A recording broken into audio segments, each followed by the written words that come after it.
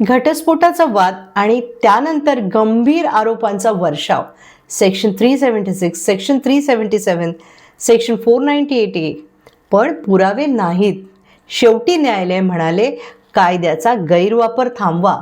नमस्कार मंडळी, आज आपण बोलणार आहोत मुंबई हायकोर्टाच्या औरंगाबाद खंडपीठाच्या एका धक्कादायक पण महत्त्वपूर्ण निर्णयाबद्दल, जिथे पत्नीकडून पती आणि त्याच्या कुटुंबावर केलेल्या बळजबरीचे एक गंभीर आणि अविश्वसनीय आरोप न्यायालयाने फेटाळले. केसचा इतिहास पाहूया. या दाम्पत्याचा विवाह 2020 झाला होता.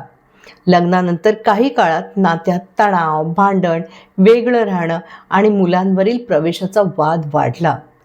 पतीने सांगितले की त्याला स्वतःच्या मुलाला भेटण्याची परवानगी दिली जात नव्हती, ज्यामुळे त्याला मानसिक त्रास सहन करावा लागला. 2022 पतीने डिवोर्स प्रोसिडिंग सुरू केल्या. त्याच्यानंतर लगेच पत्नीने FIR दाखल केली, ज्यात 498A, हुंडा, 376 आणि 377 बलात्कार यांसारखे गंभीर आरोप लावले. केवळ पतीच नव्हे तर वृद्ध महिलांसह 8 जणांना आरोपी केले गेले. न्यायालयातील संघर्ष. हायकोर्टात सुनावणी दरम्यान पतीने सांगितले की वैवाहिक संबंधातील अंतरंग व्यवहारांना बलात्कार किंवा अननॅचरल ॲक्ट्समध्ये रूपांतर करता येणार नाही, जोपर्यंत ठोस पुरावे आणि वैद्यकीय समर्थन नसेल. न्यायालयाने महत्त्वपूर्ण मुद्दे नोंदवले. तक्रारदाराने वैद्यकीय तपासणीस नकार दिला. साक्ष्यांमध्ये विसंगती आणि विरोधाभास. विश्वासार्ह आणि ठोस पुराव्यांचा पूर्ण अभाव. निर्णय.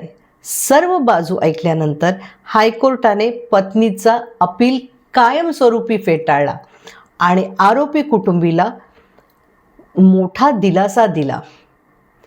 न्यायालयाने स्पष्ट संदेश दिला.